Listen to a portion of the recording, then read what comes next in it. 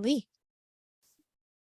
Thank you, Sophia, and thank you everyone who joined today. We are excited to be here. I'm excited to be back. I'm sorry I missed February's, but I heard everyone had a great time participating, had a great robust conversation about youth involvement and the PAYS, and we are going to continue that conversation today. We had a decent amount of participation from the field on some folks who wanted to share their experience with youth, and so much so that we are able to bring you more of that experience today. So we're so happy that all of you were able to join us. We're happy that our guest speakers were able to be here today. We appreciate them so much for sharing this information with all of us. We all benefit from hearing from people who are doing the same work as us, right?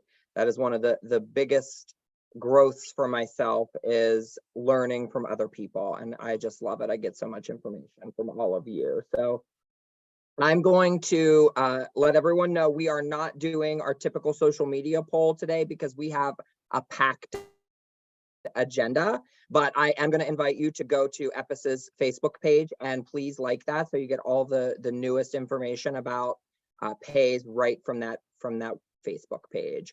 So then I am going to go ahead and kick it to the next slide, Sophia, for us.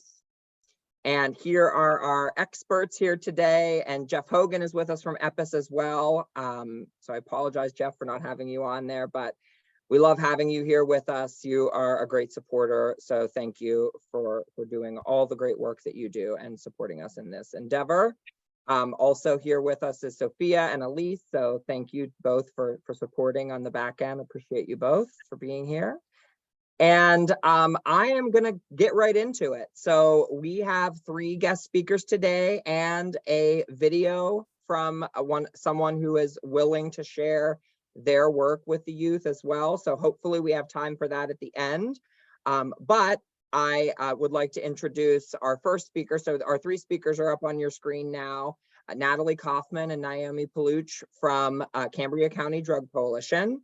And then also with us is Susan Shelton. She's the community mobilizer for Merion Area Community Alliance for a Safer Tomorrow. And Susan is going to take it over for us at first. So I'm going to kick it over to Susan and have her go ahead and share that information that she has prepared for us. Okay, thank you. Yes, so I work in the Upper Merion area. In the Upper Merion area, our coalition is called the Community Alliance for a Safer Tomorrow. It is a community coalition, but it's also unique because we are a school-based coalition. So as the community mobilizer, I have an office in the Upper Merion area in the Upper Merion area high school, and our high school is connected to the middle school. So it's a very conducive environment for me to be able to work with students. I do have 3 student groups. In the middle school, I run an after-school club for students in grades 5 through 8. We call that the CAST Club. At the high school, I work with the Students Against Destructive Decisions Club. And we recently started a CAST Teen Advisors Club. And that club is mainly my middle school students who have graduated to the high school. Many of them want to stay part of CAST, so they serve as mentors to the middle school students, and they help out at middle school events and activities. But recently, just last year, the students have really become advocates. Those CAST Teen Advisors are coming to me with issues that they're seeing in the high school, and they have ideas, things they want to do. So they're really becoming what I call partners in prevention. And hopefully I'll have some time where I can tell you what they're doing. But today I'm primarily,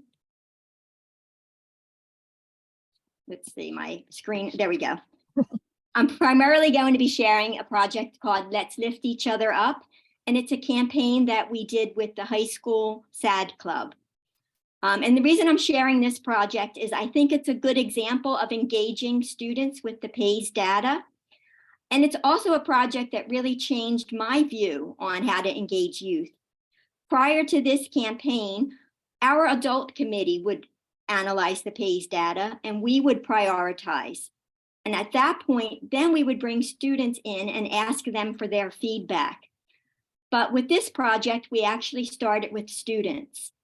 And I have to give a shout out to the Montgomery County Office of Drug and Alcohol and Family Services of Montgomery County, because they were the ones who actually were the catalyst for this. They hosted a Montgomery County Youth Summit, and they invited our coalition to take part in it and encouraged us to bring about 5 or 6 students.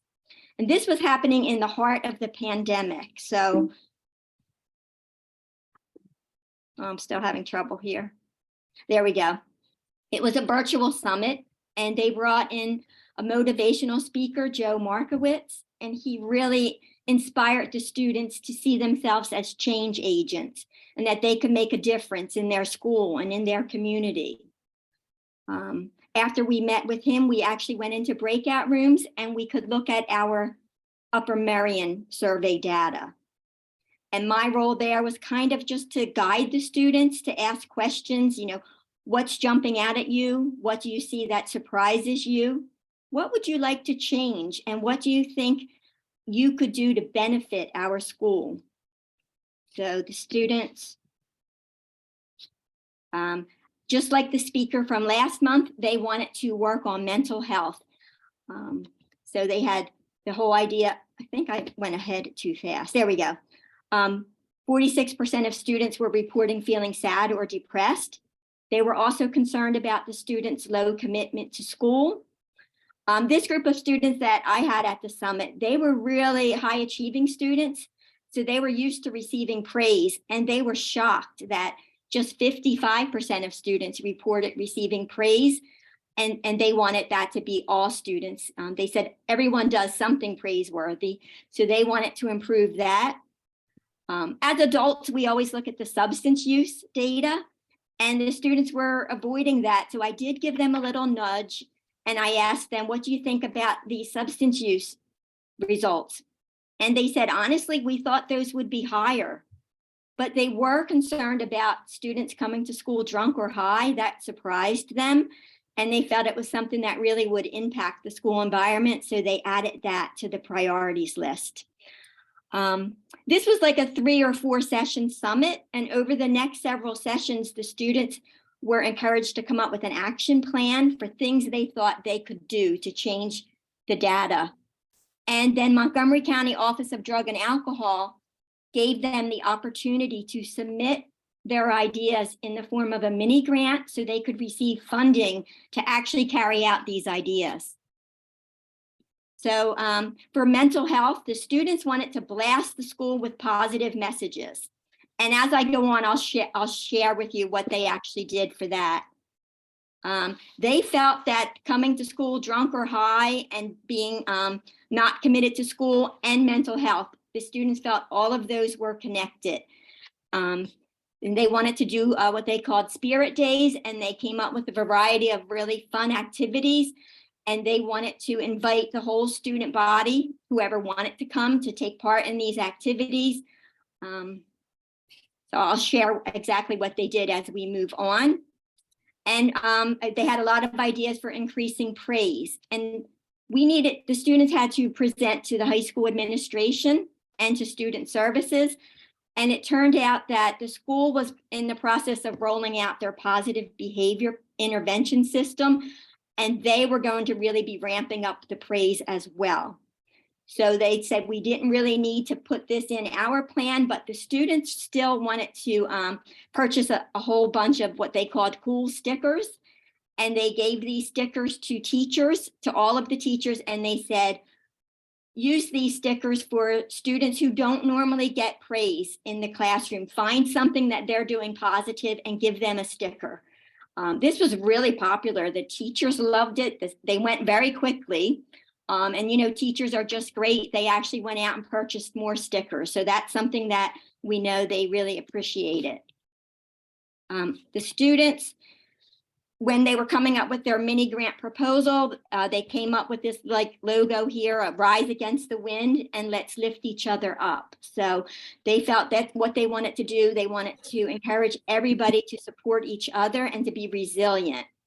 So we had these t-shirts. Everyone in the SAD club got a t-shirt. Whenever we had a spirit day, whoever came to the spirit day got a t-shirt as well. They had these lawn signs made up. The students actually took them home and put them on their front lawns. Whenever we held the spirit day, we put the signs up all around the high school campus. We had the car magnets as well, so the message went out to the community too. This is the positive messaging blast. So they used sidewalk chalk, and before students came to school, they were able to see all these positive messages waiting for them. They went into all the school bathrooms and they wrote positive messages on all the bathroom mirrors. It's kind of hard to show up in a picture. But they felt that that's often a place where students went when they were feeling sad or depressed. They went in the bathroom, so they wanted these positive messages greeting them. They had all these motivational quote cards on student lockers, lining the hallways, in classrooms. They also took the PACE data and they turned it around and made it into something positive. Rather than highlighting what students were doing, they were highlighting the students who were not using drugs or alcohol. An interesting thing happened here. A high school social studies teacher, he came to the students and he wanted to know the story behind the posters. And he thought it was an excellent lesson. He asked to borrow the PACE data sheet that they used. And then he did it with his classes. He had like 6 different classes. So we had over 100 students looking at the PACE data and making positive messaging posters that we could hang whenever we had a spirit day. This was one of the spirit days. We ordered kites and the kites had red ribbons, so it was perfect for Red Ribbon Week. One of the students from the Youth Summit, she started with a little mini lesson on having a natural high, and she asked the students to draw a picture on their kite of what their natural high was, or they could put something inspirational on there as well. So they did their kite making and kite flying. We ordered over 100 gingerbread houses and put it out there to the student body. Come help us build a drug-free community. All these houses together was kind of symbolic of building this community. And then they had a paint party. It was called Let's Lift Each Other Up. And they made paintings of kites. And that was because they wanted people to remember their campaign and to be resilient and to lift each other up and about their natural highs. And they thought that if everybody took their paintings home, that would be a good reminder of everything that we had done. More pictures of the paint party.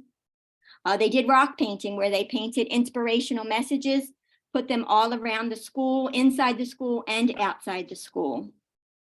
Those were just some of the ideas that the students did. These students are now seniors and they're, all caught up in the senior year stress. I did invite them to come talk to you today, but they felt they had so much on their plate, but I asked them to give me some input. One of the students said that this project presented itself in the height of COVID when she was feeling powerless to seeing the world collapse around her.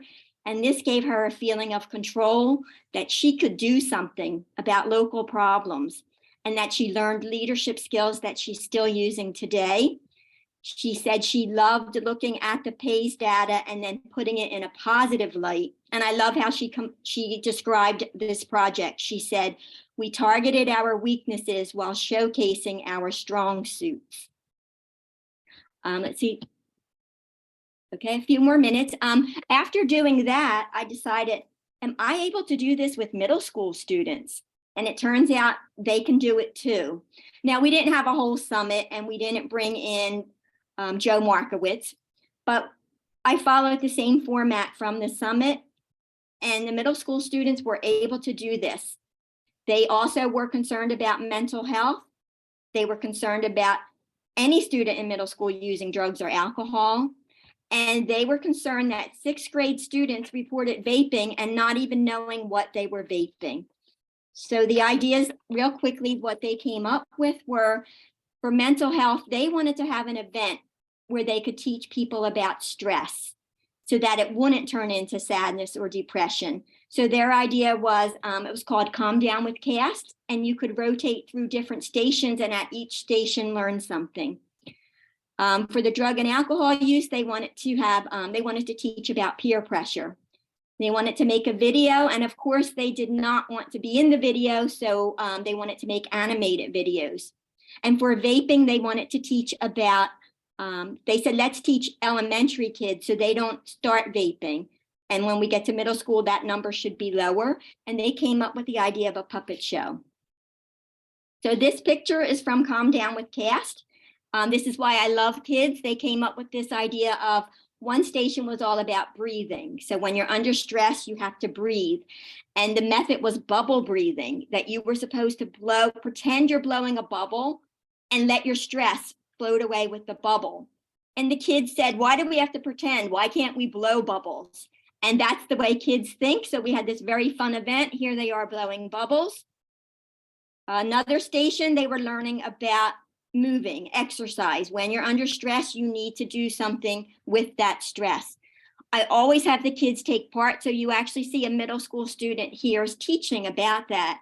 Over here, they're learning how to do some chair yoga, because you can't, if you're in school and you're stressed, you can't run to the gym or you can't go out and take a walk. So they were doing poses they could do right there in a chair in the classroom. In another room, we were having some mindful coloring happening. This was all planned out by middle school kids. Here's practicing their puppet show for the vaping. This is a 30-second video that I'm not going to show, but you will get the presentation. It's the animated video about peer pressure, and it was shown to all middle school students on the morning announcements, and teachers were also given a copy in case they wanted it in a lesson that they might do. And then real quickly, the high school students, this was not really using PAYS data, but they are coming to me and they're saying, we're seeing lots of vaping at the high school. So their ideas, they started the No Vape New Year to encourage kids to make New Year's resolutions to quit vaping. We put flyers in every classroom about how to quit vaping, social media posts, and then they held an essay contest. And the winners received Amazon gift cards and had their essays published in the school newspaper. And then that's the pictures of the winners. And then another student in the club came and she wanted to do what the Peyton Heart Project, which is suicide prevention. And she said she taught herself how to crochet these hearts. And what you do is you put an inspirational message on one side, and the other side has takes you to a website about suicide prevention. And the hope is that you're going to touch the hearts of students who are feeling suicidal. She taught me how to crochet. We taught other students, and we went to the knit group in the community, and they got involved in making hearts too. And we're doing it this year as well. So we have a teacher who knows how to crochet teaching students. Here's a community volunteer teaching students. And then I just put up, I'm not going to read it. So just some, if you decide to work with middle school students, I put some things I've learned about them over the years. And next, I just have my contact information in case anyone has any questions. And I really enjoyed last month learning from the speaker last month. And I hope that all of you enjoyed some of the information you heard today. So thank you. Susan, fantastic job. Thank you so much. This information is awesome. There's a lot of really great information, and there was some chatting going on in the chat box about, you know, all of these resources. And to answer everyone's question, yes, this slideshow will be available. And panelists, I don't know if you have anything else for Susan. I have a couple thoughts, but I can save them until the end if we want to do questions at the very end. But I had a couple questions. Does anybody else? Elise, Sophia, Jeff? No, I think you can go ahead and ask your questions. I think Okay. that, I mean, it was great information, and Susan, you'll be able to go back, like people, you know, were definitely a lot of valuable information and just ideas that makes everybody it uplifts everybody, right? Like it's exciting to hear these kids engaged on this level. And I think that it's wonderful that you can be in the school and be a presence and help facilitate this. Thank Well, you. and I think, looking down from this like global perspective, like kids, young people, they have a lot of insight in the work that we're doing, right? That we might not have. And I think that every example that you gave throughout your presentation really spoke to that, right? It really said, here's me trying to teach kids about coping skills and those sorts of things. But then here's that little bit of next level, right? That the middle schoolers and the high schoolers are going to bring to the table, right? That I might not bring to the table. They have that new perspective, that whole fresh idea. So I really think that was one of my key takeaways from your presentation. So I appreciate that very much. Thank you. And then I did have one question about the proposal that they had written for the mini grant. I love that it sounds like they were very much a part of that process. So like, what kind of support did you have to give, or did like adults have to give, or chaperones, or whatever you were calling them, these like sort of group leaders? What sort of support did you have to give the youth as they were developing these mini grants? So they were involved in all of the ideas, but the actual mini grant had to be written by the coalition. So Okay. I actually put it into writing, but every step of the way. So the t-shirts were in there. That t-shirt was designed by the students. Every single thing, whether it was a lawn sign, what color do you want? Everything, they were shown everything that, we had to put in a budget. So every single budget item, the students were there picking it out. Those stickers, I certainly didn't pick out. I wouldn't have known that's what teenagers liked. They picked out every item. But all the priorities that they came up with, that went into the proposal. So at that point, the actual writing of the grant was a joint process, but it had to be submitted by the coalition. So does that answer your question? Yes, it does. Thank you. That's great. Welcome. Great to know. And this also brings back this whole idea of nothing about them without them. And I love hearing all of those pieces. So thank you for sharing again, Susan. You did a great welcome. job. Thank you for the opportunity. No problem. So more information coming at you. I told you we had a robust schedule today. So I'm going to pass it over to Naomi and Natalie. They are from Cambria County Youth Coalition. So thank you for coming today. I'm sorry, drug-free Cambria County Drug Coalition. Sorry. Yes. And I'm so happy that they are here, and I'm excited to hear what they have to say, and take it away, ladies. Thanks. Excellent. Thank you so much for having us. So I'm Natalie Kauffman. I'm the executive director of the Cambria County Drug Coalition, and I'm Naomi Paluch. I am the prevention specialist for the Cambria County Drug Coalition. And so we are the nonprofit in Cambria County that focuses on all things substance use disorder related. We are a drug-free communities grant recipient, and kind of follow that national model of pulling together community members into committees, and then through strategic work. So our mission is to create drug-free communities across Cambria County. We have about 13 school districts in our county, and then we kind of put all the parochial schools together as our 14th school district. So we have a lot of different moving parts and different boroughs and sections. But across the board, we work with everyone. So law enforcement, healthcare, drug treatment, recovery, business, faith-based, and media. And then, of course, what we're talking about here today with youth serving organizations, schools, and youth themselves. So we are hoping to share a little bit about what we do in regards to the PAYS data.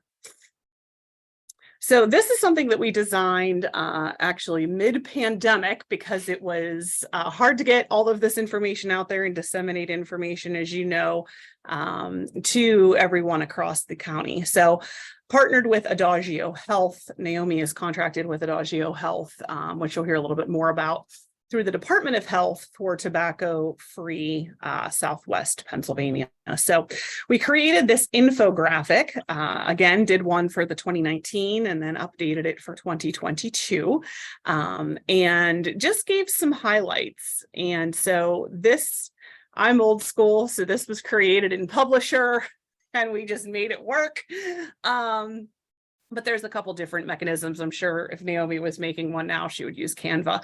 But we kind of pulled all of our information together and focused on our bigger substances of misuse among youth. Of course, we know alcohol and vaping, nicotine, and of course, vaping itself isn't a substance, but a delivery method that we focus on.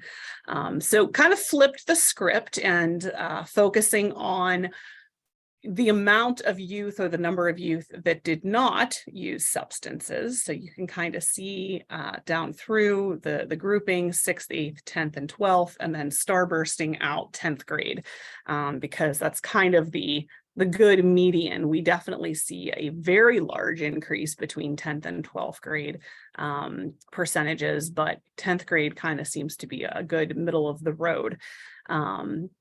And then we wanted to pull out some highlights. We don't want it to be all celebration, because there is a reality, and there is a reality of substance use disorder within our community. So we're celebrating the 83% of 10th graders who have not used alcohol in the past 30 days, and the 80% of 10th graders who have not vaped in the last 30 days. Of course, we know if they haven't vaped or consumed alcohol in 30 days, they probably haven't done it in 60 or 90. Lifetime, can sometimes be a little wonky. So we tend to look at the 30-day time period. But then again, we do want to highlight that unfortunately we do have 1% higher alcohol use in 10th grade than the state, and 3% higher vaping use in 10th grade than the state. Then, of course, we always want to circle back to protective and risk factors.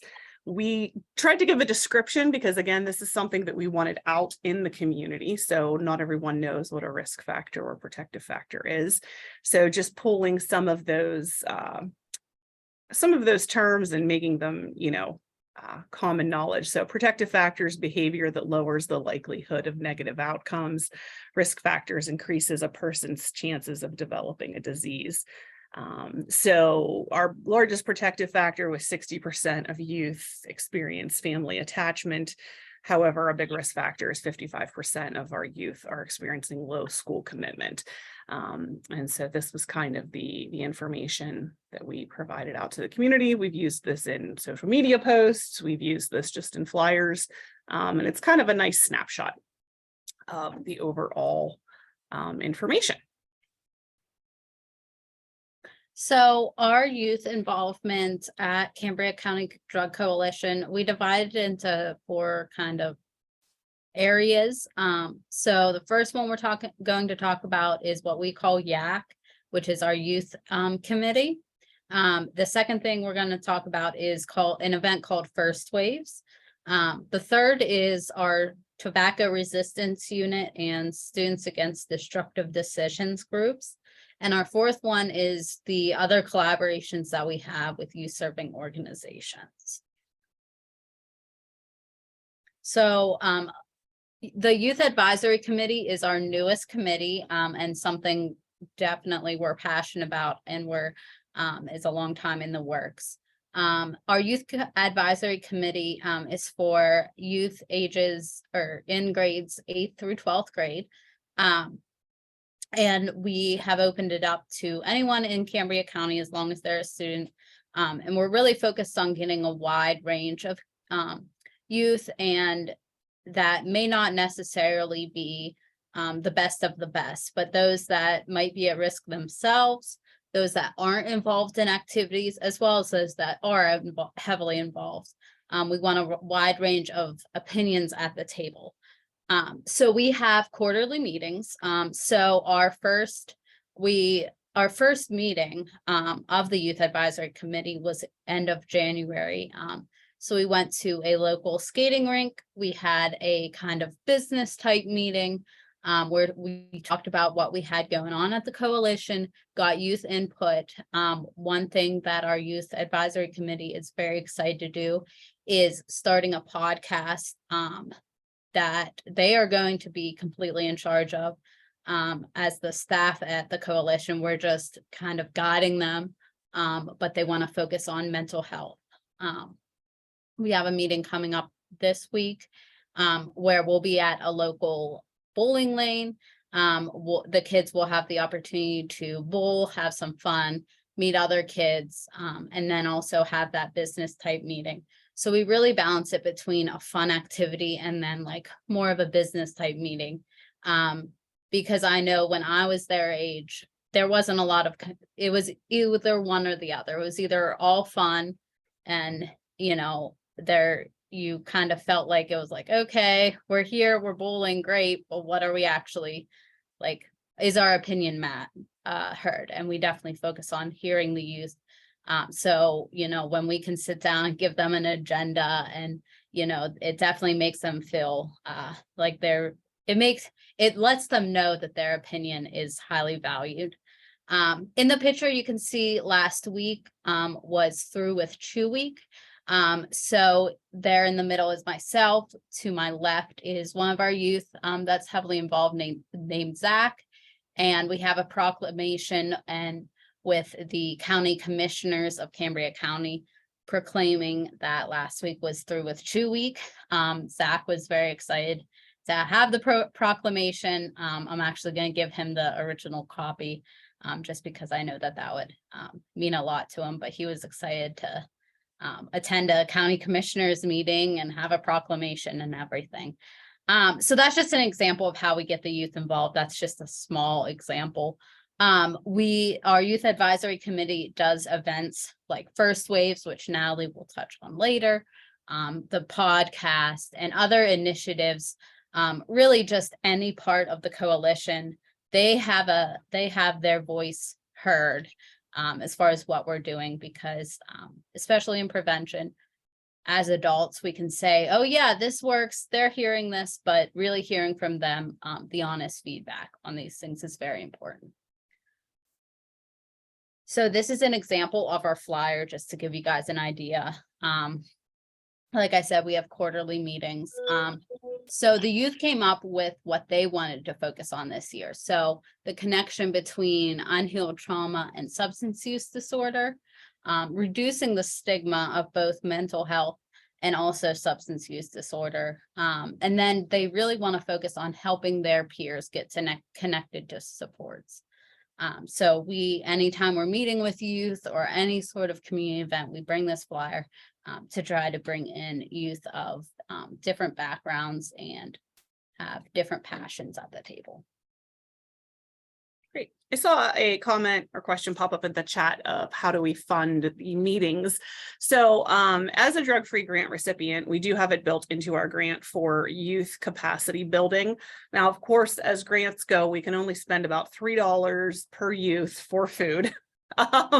So the coalition does the matching funds for the youth or for the food to feed the youth. We got pizza last time. We're doing a taco bar on Saturday that the 814 Lanes and Games is having for us at the bowling alley. So yeah, we kind of utilize grant funding to pay for some activities. And like I said, it's built right in as youth capacity building, but then the food is a match from the coalition. And then also too, speaking of funding, so this is one of our largest grant funded events that we have for our youth, which is solely grant funded through drug-free communities as a healthy alternative activity for youth. And so, of course, we know being trauma informed and understanding adverse childhood experiences and understanding dopamine and the effects on the brain, that we really want to provide youth with a way and a healthy outlet and a healthy coping mechanism. That way they can have an opportunity to implement something like this in their life, or something along, maybe not necessarily surfing on a river, like I'm going to talk about, but teaching them to have a healthy coping mechanism so that whenever life gets really messy, they're not turning to substances. So First Waves Cambria is a project that we do here in Cambria County. There's also First Waves Johnstown. If you happen to look up firstwaves.org on the internet, you'll see all of this pop up. But we focus on, since there was already a Johnstown project for the Johnstown School District, which is kind of our urban setting school district, we work with all of the other school districts within the county to bring youth to the opportunity to learn river surf. So we have the Stony Creek River. It's 45 miles long, runs through Cambria County. And the picture that you see here is of Greenhouse Park. There is a company out of Pittsburgh called SUP Paddleboards, or Stand Up Paddleboards, SUP Adventures, and the nonprofit portion is this First Waves, where we literally don wetsuits and jump in the water and learn to surf the standing wave. The gentleman that is surfing the wave there is Ian Smith. He's the professional. I did put a wetsuit on. I did get in the water. I did not stand up. But the kids have a really great time experiencing it, and you can actually see Zach there in the blue helmet standing on the rocks. And so then also, not only do they learn river surfing, but then we do some eco-environmental type projects where we capture some macro invertebrates that tell us that our rivers are safe and healthy. We do filmmaking. There is video content that is captured throughout the 2-day process, total of 8 hours of workshops. And then we come back together to create a film based off of the content that we captured. And then of course we talk about substance use disorder and substance use prevention, and how they're really going to, prevent substance use disorder in their own lives. And that's where the PAYS data comes in. So PAYS data is, we use, like, you've seen in the infographic, kind of flip the script, use the positive end of it, and use it as trivia questions. We also have Botman Life Skills, which is a evidence-based prevention programming that we have in middle school, in all middle school locations across the county. And there's actually ancillary activities, which was great whenever we did this during the pandemic, because the kids didn't actually get to do those activities because everything was virtual. So utilizing some of those games and some of those activities and using PACE data for the trivia questions. Here is our flyer. This actually has some kids from the Johnstown project, but you can see the folks right in the water, planting trees, filmmaking, all of those things. So like Natalie mentioned earlier, in Cambria County, we're kind of set up differently than some other counties. We have 13 school districts in the county. So as Cambria County Drug Coalition, we kind of stretch and span those 13 school districts. The vast majority of our schools in Cambria County, our public and private schools, have a SAD chapter, which is Students Against Destructive Decisions, which is for high school students, and it focuses on substances at large and incorporating healthy alternative activities into the schools. We also work with through Adagio Health and the American Lung Association. The tobacco focused youth committee statewide is called Tobacco Resistance Unit, or TRUE, which is for students in 7th through 12th grade. And like I said, it focuses on tobacco, on the harms of nicotine, as well as promoting and advocating for legislation that promotes smoke-free living.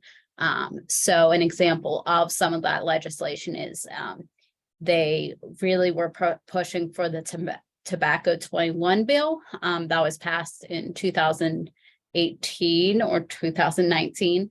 But that changed the state age to purchase tobacco from 18 to 21. So that was a big bill that these students in 7th through 12th grade were going to Capitol Hill and advocating for. They also do activities in the schools.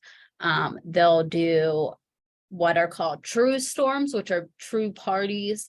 And they have like a big blow up brain that students can walk through and see the effects of tobacco on the brain. They'll be like do chalk blocks, where they'll write encouraging messages or information about the harms of nicotine.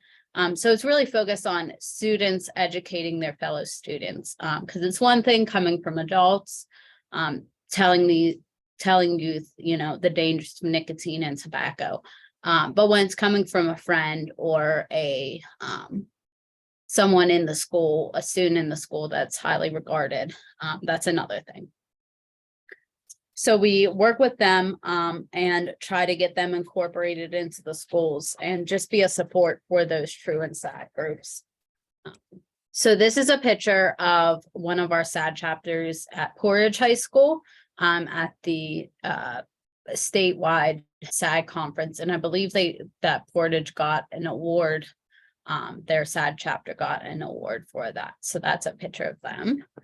Yeah, they were actually the state SAD chapter of the year. And then we also had the youth of like the SAD PA state youth 1 year from Portage as well. So that was really exciting. And then this is a picture of some of our true students from Portage and possibly Conemaugh Valley. We also have a true chapter there.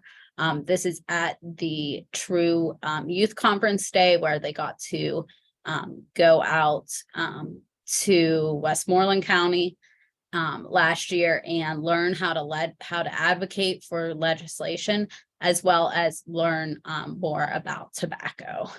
And I'm going to call attention to the young lady in the middle in the white blazer. Her name is Maddie. We actually had one of our elected officials at this event, Representative Rigby, and he sat and talked with the true groups about, okay, if I'm going to go advocate, we're going to legislate for tobacco prevention. It's all about money. It's all about budgeting. How do we legislate for that? And how do we, advocate to have money funding prevention versus funding, health issues down the road. And so I worked with Maddie to get her some statistics on the cost benefit of prevention versus health issues down the road. And she set up a second conversation with him. And I thought that was really amazing. So we're excited to see where this group goes. And a lot of these are on the Youth Advisory Committee, which just got off the ground. So we're excited to see that grow. Okay. And so then, mid-pandemic, when you couldn't get into a school, you couldn't see people in person or do anything, and the kids were zoomed out. It was crazy.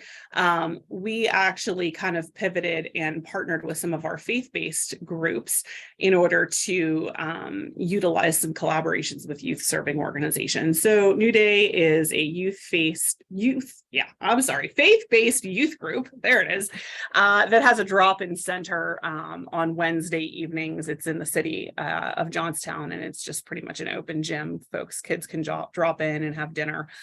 So we kind of support that drop-in center on a monthly basis, and they're there weekly. We go in on a monthly basis and share prevention strategies and mental health supports.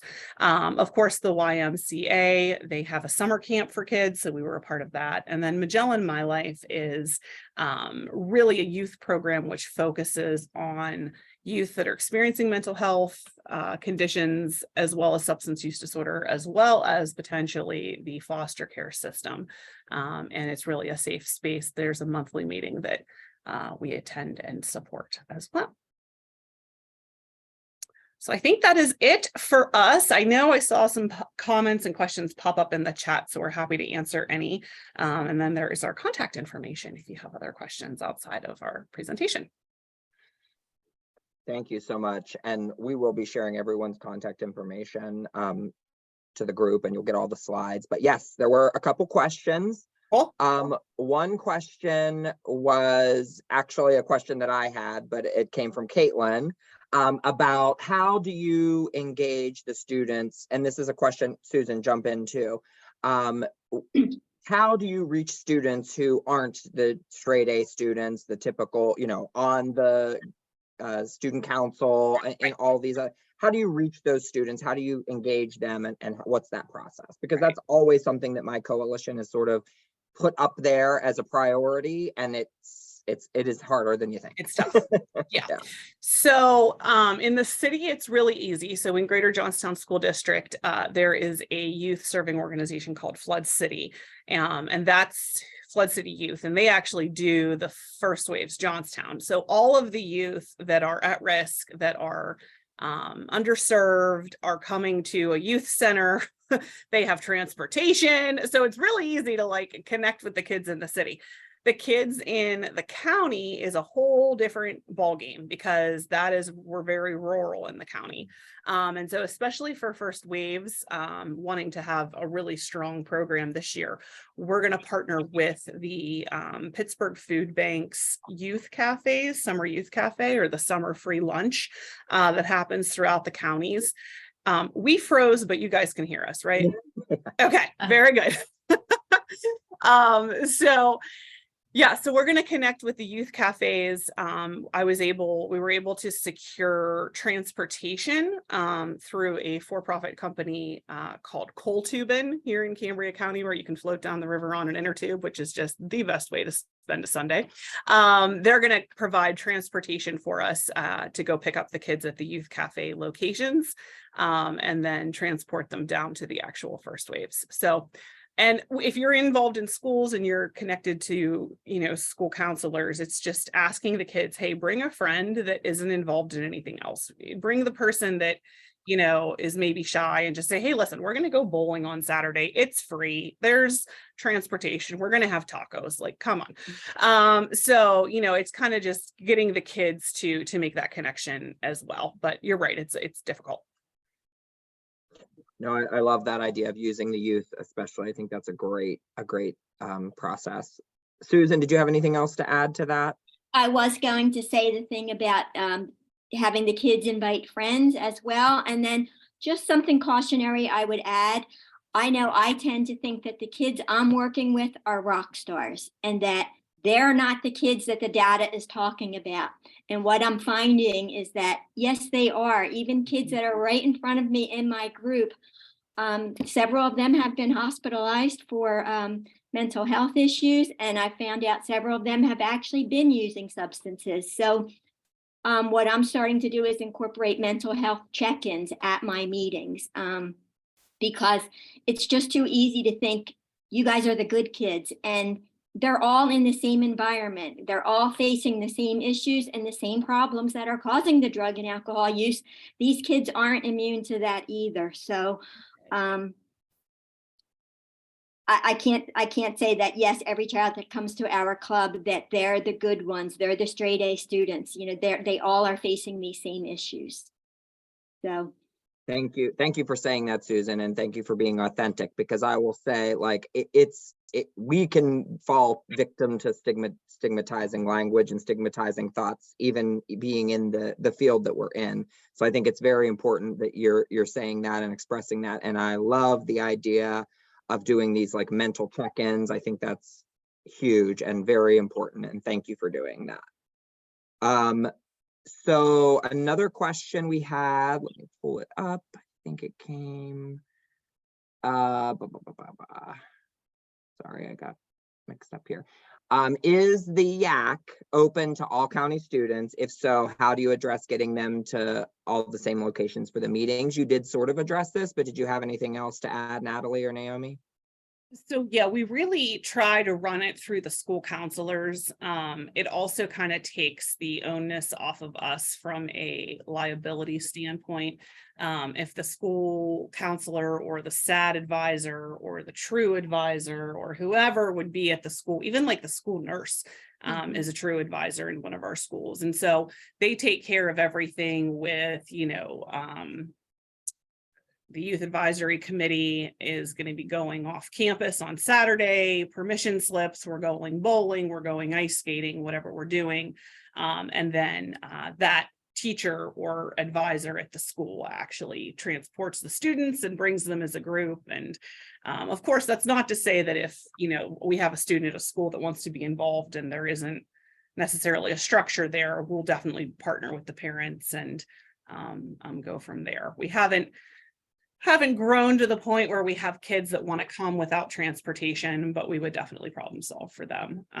We're very blessed to have a really amazing, of course, everybody is blessed to have amazing teachers. I think that goes without saying across the board, but I know if we found a kid in a school district that wanted to come there, somebody in their school would get them there.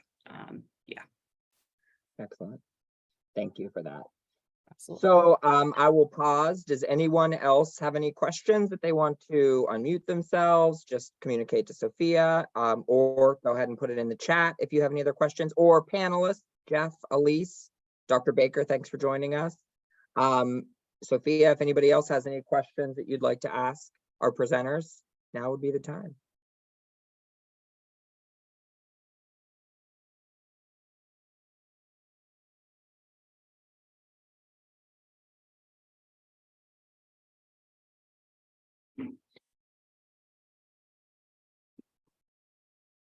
Jeff, do you have a question? Okay. I also wanted to, I didn't know if you were I couldn't making tell if he was yourself on known mute, so if you he could was ask a talking. No worries. Elise, did you have anything for the group? I did not. I mean, I'm going to put in, I know we probably aren't going to, are you going to show the Howard's clip? No, we don't have time. So I think we'll add that, everybody who will get this information, you'll get a clip from Howard, and I'm going to share in the chat a link to the podcast if it works. Oh my, it looks very long. So it's there, but if you at your leisure, honestly, like it's really great because it's middle school kids and it's questions they want to ask police officers, and they did that of their own, they made up the questions, they had the support for the podcast. So I know we've mentioned it a few times that you're looking into doing that. This is one that has been done. It's really good. I enjoyed it. I enjoyed it a lot to listen to what the kids wanted to ask and what they did want to know. So I think that's something that you'll have those if you want to access them, later or when you have time. And then I just wanted to make sure to let everybody know that we won't be meeting for the first Wednesday webinar next month. So it will be like kind of a call to action. What have you learned and what can you implement? Has anybody implemented anything new? Any support that we can do we are here, and hopefully if you reach out, we can provide some additional information for whatever you need. And we will be looking at late March, early April, that the PAYS administration and recruitment will be going out to school districts. So have that on your radar, and that's what we'll be talking about our next quarter. Thank you, Elise. And then before we wrap up, I do just want to share like a couple things that I pulled from both presentations today. Some commonalities that I really wanted to drive home to the group was this idea of anytime we're promoting PAYS or data from the PAYS, it is important to have a balance between positive and negative. But I loved how both groups shared this idea of sharing that 83% of kids are not vaping. So I think that was a very important message and something that I took away, and I hope that all of you take away as well as something to get out there when you're sharing this data. It's to have this positive spin, but also really maintaining this idea of a balance between positive, because sometimes you do have to focus on the negative.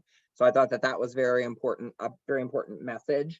And then also, I think that it was Natalie who said about everybody knows about risk and protection, but I wanted to put this in here anyway.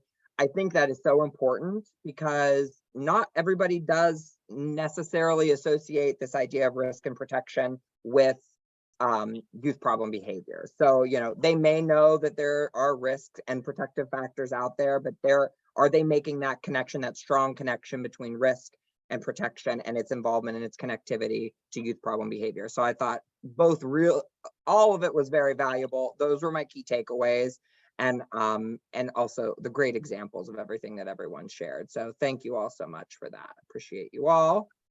And until May, when we meet again, reminder, we will not be meeting in April, but we will be meeting in May. So thanks again for all your support. Thanks for the presenters.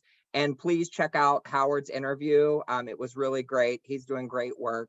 And thank you all again.